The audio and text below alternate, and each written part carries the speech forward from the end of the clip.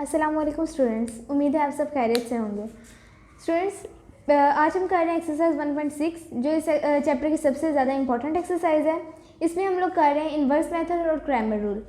Inverse method और Cramer rule में दोनों के आंसर सेम आने चाहिए, लेकिन बोर्ड में जो है वो दोनों में से कोई एक ही देते हैं। या तो कहते हैं क्वेश्चन का इन्वर्स मेथड करो या फिर क्रैमर रूल। मैं आपको यहाँ पे दोनों बता रही हूँ। तो स्टूडेंट्स, यहाँ पे मैंने इसका लिया है क्वेश्चन नंबर 1। इसमें सबसे पहले मैं आपको बताती हूँ इन्वर्स मेथड।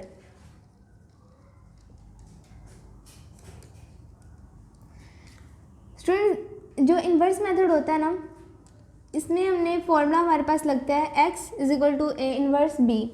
इसका हमारे पास फॉर्मूला लगता है। और क्रैमर रूल में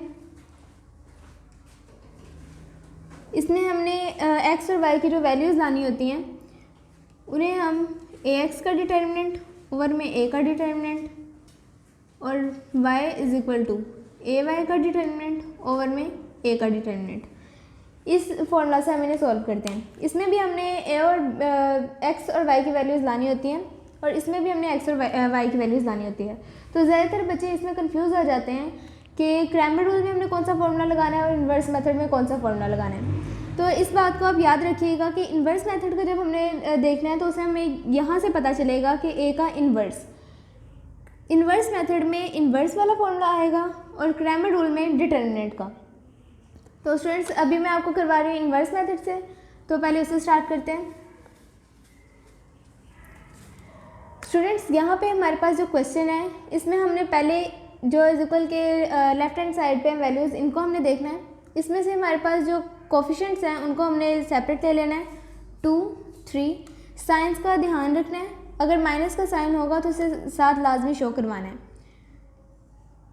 इसके बाद हमने इसमें कोफिशिएंट ले लिए, तो इसके बाद हमने यहाँ पे जो वेरिएबल्स हैं उनको ले लेना है, x और y। इन्हें हमने कॉलम की फॉर्म में लिखना है। इसके बाद इज इक्वल के उस साइड पे जो भी वैल्यूज़ होंगी राइट हैंड साइड पे उन्हें हमने वैसे लिख देना है। अब हम इनको नाम दे रहे हैं। फर्स्ट जो मैट्रिक्स है उसे हमने a का नाम दिया, जो इज इक्वल के उस साइड पे मैट्रिक्स है इसे हमने b का नाम दिया और इसको हमने x का नाम दे दिया। अब हमारे पास फॉर्मूला जो है वो बना ax = b।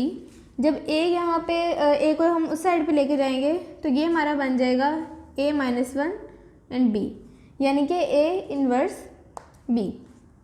अब हमने इस फॉर्मूला से आगे सॉल्व करना है। पहले हम ले लेते हैं a का इन्वर्स हमें पता है एडजॉइंट ऑफ a ओवर में a का डिटर्मिनेंट। तो पहले हम a का एडजॉइंट ले लेते हैं, उसके बाद a का डिटर्मिनेंट, तो हमारे पास a इन्वर्स की वैल्यू आ जाएगी। अब यहाँ पे a की वैल्यू थी हमारे पास 2, 3, -2 एंड 2। एडजॉइंट ऑफ a की वैल्यू हम निकालते हैं।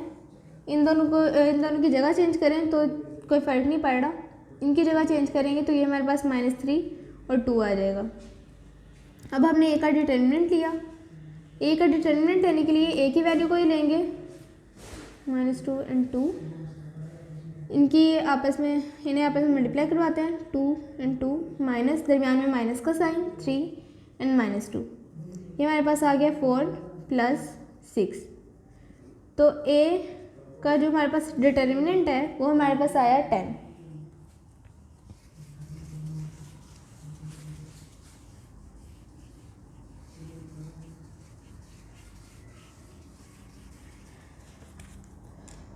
अब a का जो इन्वर्स है उसे हमने लिख लेना है। एडजॉइंट ऑफ a जो है हमारे पास है 2, -3, 2 एंड 2 और इसका डिटर्मिनेंट हमारे पास है 10। 2/10, 2/10, -3/10, 2/10। तो a का इन्वर्स हमारे पास आया 1/5, -3/10, 1/5 एंड 1/5।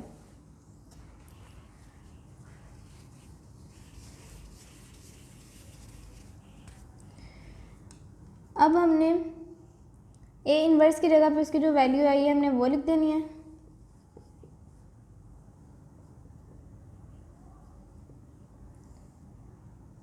और स्टूडेंट्स, जिस मेथड से हमने x की, a की और b की वैल्यू निकाली थी, अपना फॉर्मूला प्रूव किया था, उस पर हमारे पास 2, 3, -2, एंड 2।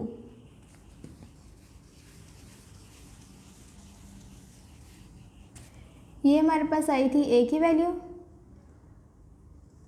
x एंड y, ये आई थी x की, और 4 और 6 ये आई थी हमारे पास b की। तो यहाँ पे अब हमने b के साथ इसे मल्टीप्लाई करवाना है, b है यहाँ पे, तो वो हमारे पास है 4 एंड 6। अब सिंपल इसे आगे मल्टीप्लाई करवाना है, -5/4 प्लस 1/5 6 -3/10 4 प्लस 1/5 एंड 6। तो ये हमारे पास आ गया 4/5 प्लस 6/5 माइनस 12/10 प्लस 6/5। इसका हमने एलसीएम लिया 5, 4 प्लस 6, नीचे हमने इसका एलसीएम लिया तो 10 आया, -12 प्लस इसका हमारे पास 2 बचा था, 2 को 6 से मल्टीप्लाई करवाया तो 12। ये हमारे पास आ गया 10/5, और नीचे हमारे पास ये कैंसिल हो गया तो 0 के ओवर में जो भी हो वो 0 ही हो जाता है, और ये 2, तो हमारे पास ये आया 2 और 0 इज इक्वल में x था। x की हमारे पास वैल्यू क्या होती है, x और y यहाँ पे थी हमारे पास, ये इज इक्वल टू 2 एंड 0। यहाँ से अब हमें पता चल रहा है कि x की वैल्यू जो होगी उसके फ्रंट वाली x की वैल्यू 2 आई और y की वैल्यू 0 आई। x और y की वैल्यूज़ आ गई हैं, तो हमारे पास इन्वर्स मेथड जो है इसको कंप्लीट हो गया। इसके बाद हमने इसे क्रैमर रूल से सॉल्व करना है, तो वो आपको बताती हूँ।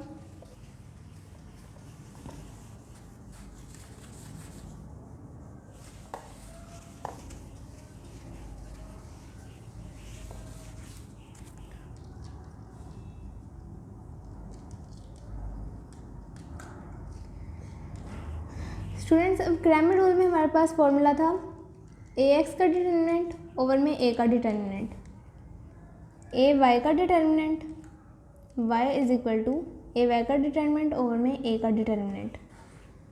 अब यहाँ पे सबसे पहले हमने ax को फाइंड करना है। ax जो है वो हमारे पास होगा, ax में हमेशा इन दो वैल्यूज़ को हमने देखना है। ax में b की जो वैल्यू होगी उसे हमने पहले लिख लेना है, और फिर a का जो सेकंड कॉलम होगा उसे लिख लेना है। तो ये हमारे पास जो ax है इसकी वैल्यू आ जाएगी। अब ay की हमने वैल्यू लेनी है, तो ay की वैल्यू हमारे पास आएगी, पहले हमने a का लिख लेना है, उसके बाद हमने b का लिख लेना है यहाँ पे, यानी कि ax में पहले b, उसके बाद a का सेकंड कॉलम, और ay में पहले a का फर्स्ट कॉलम और b उसके बाद जो b की वैल्यू है वो लिख देनी है। अब हमें x की वैल्यू फाइंड करने के लिए ax का डिटर्मिनेंट और में a का डिटर्मिनेंट लेना है। पहले a का डिटर्मिनेंट फाइंड कर लेते हैं।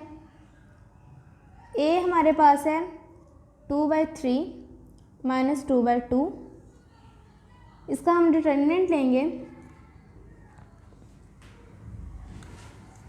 तो ये हमारे पास आएगा 4 प्लस 6 इक्वल टू 10, यानी कि a का डिटर्मिनेंट हमने पीछे भी निकाला था इन्वर्स मेथड में, तो a का डिटर्मिनेंट हमारे पास आ रहा है 10,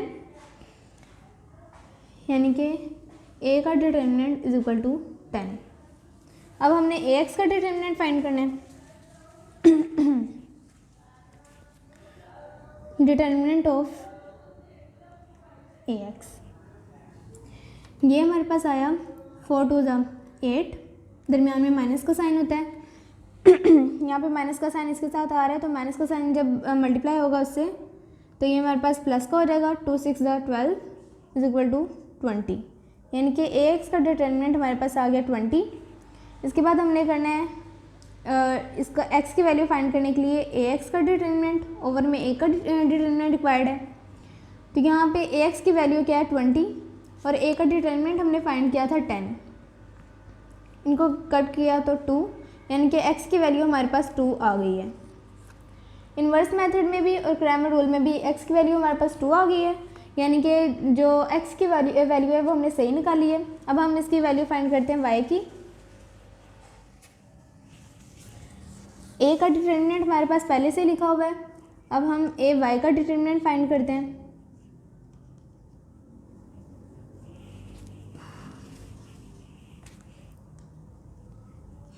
इसे हम मल्टीप्लाई करवाएंगे 2 को 6 के साथ माइनस 3 को 4 के साथ।